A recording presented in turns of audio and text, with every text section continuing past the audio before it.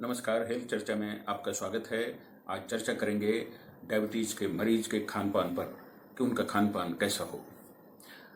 हर मरीज के सामने ये बहुत बड़ा प्रश्न आ जाता है कि हम क्या खाएं, अब क्या खाएं। हमने देखा कि डायबिटीज के मरीज का खान पान क्या है, तो हमने पाया कि वो क्या खा रहा है। वो अभी भी बिस्किट खा रहा है, दाल मोठ खा रहा है, भुजिया खा रहा है, समोसा खा रहा है, पकौड़े खा रहा है, कचौड़ी खा रहा है, रिफाइंड तेल में छांकी हुई पूड़ी खा रहा है, शुगर फ्री मिठाइयाँ खा रहा है। वो सब्जियां बहुत कम खा रहा है, वो दालें बहुत कम खा रहा है। प्रोटीन के लिए वो दूध ज़्यादा से ज़्यादा ले रहा है, दूध से बने हुए पदार्थ, दूध से बनी हुई मिठाइयाँ वो ज़्यादा से ज़्यादा खा रहा है।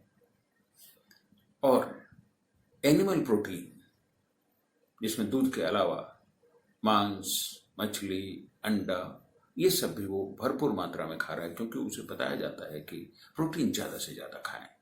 और इन सभी प्रकार के खाद्य पदार्थों से उनकी डायबिटीज में कोई फायदा नहीं होता है, बल्कि इजाफा होता है और साथ साथ उनकी दवाइयों का डोज बढ़ता जाता है। तो अब सवाल उठता है कि करना क्या चाहिए।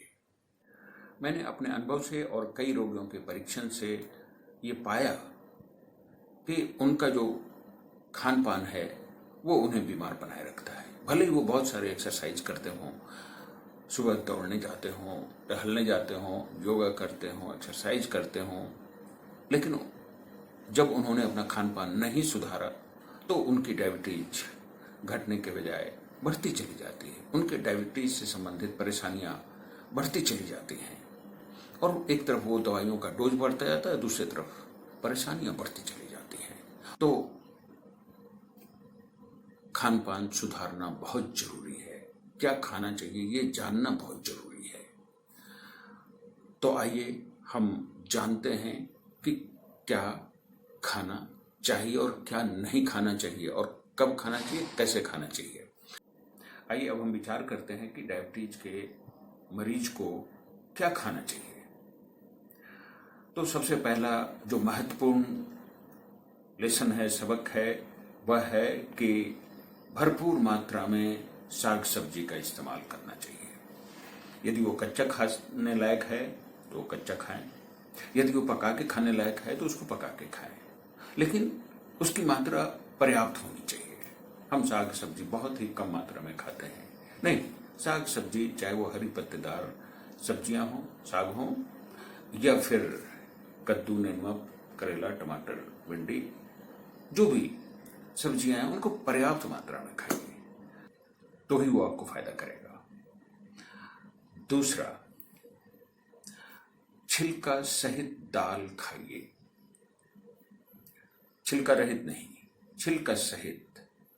वो आपके ब्लड में शुगर की मात्रा को नियमित रखेगा, कंट्रोल में रखेगा। और तीसरा, जो भी कार्बोहाइड्रेट आप लेते हैं वो रिफाइंड नहीं होना चाहिए। मतलब जैसे गेहूं के आटे की रोटी खाते हैं तो उससे चोकर निकाला हुआ नहीं होना चाहिए। आप बाजार से जो आटा खरीदते हैं उससे सारा चोकर निकाला हुआ रहता है, और उसके खाने से आपके ब्लड में शुगर का लेवल तेजी से बढ़ता है।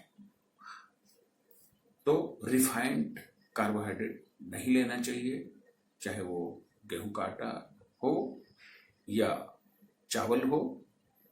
रिफाइंड नहीं लेना चाहिए, पॉलिश किया हुआ चावल भी नहीं लेना चाहिए। कोशिश करें कि आप उसमें चोकर मिला रहे। ये तभी होगा जब आप खुद पिसवाएंगे। तो अधिकांश परिस्थिति में लोग खुद पिसवाने की स्थिति में नहीं होते हैं। तो ऐसी स्थिति में आप क्या करें कि अपने गेहूं के आटे में वो पत्तेदार साग उसको पीस करके उसमें मिला लें, उसमें सान लें। तो वो आपके रफेज का भी काम करेगा, साग का भी काम करेगा, और कार्बोहाइड्रेट की मात्रा को भी घटाएगा। और इस तरह की रोटी खाने से आपके ब्लड में शुगर का लेवल तेजी से नहीं बढ़ेगा। जिसे आप कच्चा खा सकते हैं वो सलाद के रूप में भरपूर खाएं। क्या खा सकते हैं कच्चा? खीरा है, टमाटर है, मूली है, गाजर है, चुकंदर है, प्याज है, ब्रोकली है, कई ऐसी चीजें हैं जिन्हें आप कच्चा खा सकते हैं और वह भी एक भर प्लेट खाएं। उसकी मात्रा भी पर्याप्त होनी चाहिए। कहने का मतलब कि साग सब्जी चाहे वो कच्चा हो पक्का हो, आपके पूरे भोजन का वो 50% होना चाहिए, आधा होना चाहिए। इसको आप बिल्कुल इंश्योर करें। उसके बाद जो बाकी 50% पार्ट बचता है उसमें 50% दाल का हिस्सा होना चाहिए, जो प्रोटीन से युक्त होता है। और प्रोटीन डायबिटीज के मरीज को बहुत जरूरी होता है, और वो भी प्लांट बेस्ड प्रोटीन होना चाहिए। एनिमल प्रोटीन नहीं होना चाहिए, वो नुकसान करता है। तो आप छिलके वाली दालों का इस्तेमाल करें, चाहे वो मूंग का दाल हो, चाहे वो मसूर का दाल हो, चाहे वो उड़द का दाल हो, चाहे वो चने का दाल हो। उसका इस्तेमाल छिलका के सहित करें, बहुत फायदा करेगा। वो आपके ग्लूकोज लेवल को मेंटेन रखेगा, कम करेगा। बाकी भोजन का जो 25% भाग कार्बोहाइड्रेट के लिए बचता है, उसमें आप रोटी चावल खाइए। ध्यान ये रखें कि जो रोटी आप बनाते हैं उसमें चोकर हो, और नहीं तो आप उसमें पत्तेदार सब्जी को पीस करके मिला करके रोटी बनाएं। एक बात और बताना चाहूंगा कि हमने देखा है अधिकांश मरीजों को, डायबिटीज के मरीजों को गेहूं की रोटी खाते हैं। वो सुबह भी रोटी सब्जी खाएंगे, दोपहर में भी रोटी सब्जी, रात में भी रोटी सब्जी, और रोटी दूध तो जरूर खाएंगे।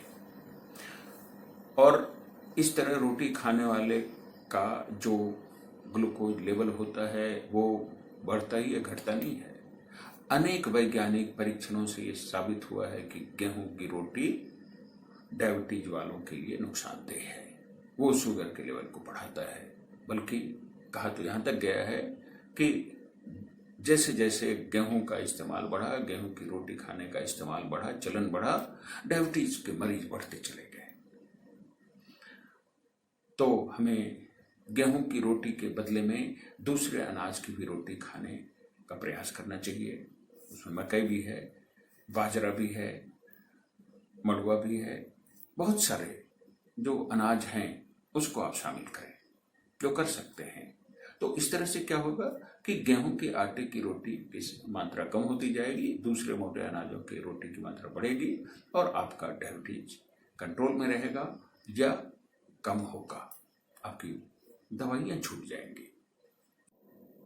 एक बात और ध्यान रखिए, खाने के पहले जब भी आप खाने बैठें तो अदरक का एक टुकड़ा चबा लें।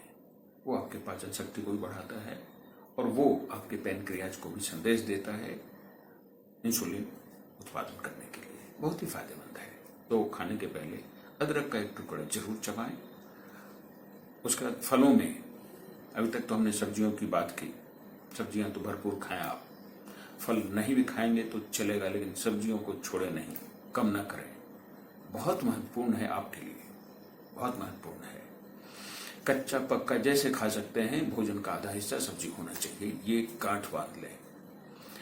इसके बाद फल खाना हो तो खट्टे फल खाएं, मौसमी हो, नारंगी हो, नींबू हो। आप अमरूद भी खा सकते हैं, बहुत पका हुआ नहीं होना चाहिए। सेव भी खा सकते हैं, बहुत सीमित मात्रा में खाइए। और जैसे जैसे आपका डायबिटीज ठीक होता जाएगा, आप ज़्यादा से ज़्यादा फल खा पाएंगे। उसके बाद यदि आपकी आर्थिक स्थिति ठीक है, पॉकेट अलाउ करता है, तो आप ड्राई फ्रूट्स खाएं, जरूर खाएं। उसमें बादाम है, अखरोट है, काजू है, ये आप खा ही सकते हैं, पिस्ता है, ये आप खा सकते हैं। और यदि आप इन्हें नहीं खा सकते तो आप मूंगफली तो खा ही सकते हैं, उसमें भरपूर प्रोटीन है, उसमें भरपूर फैट भी है जो शरीर के लिए आवश्यक है और फायदेमंद है, तो उसे खाएं। एक चीज और खा सकते हैं जो बहुत फायदेमंद है, जिसमें ओमेगा 3 फैटी एसिड है, और वो है तीसी, अलसी, जिसको कहते हैं फ्लैक्स सीड। बहुत चर्चाएं हैं आजकल, और बहुत फायदेमंद भी है क्योंकि इसमें फाइबर बहुत है, और इसमें ऐसा फैट है जो बहुत फायदेमंद है डायबिटीज वालों के लिए, इसलिए इसको जरूर खाएं। इस प्रकार हमने देखा कि हमें क्या क्या खाना चाहिए।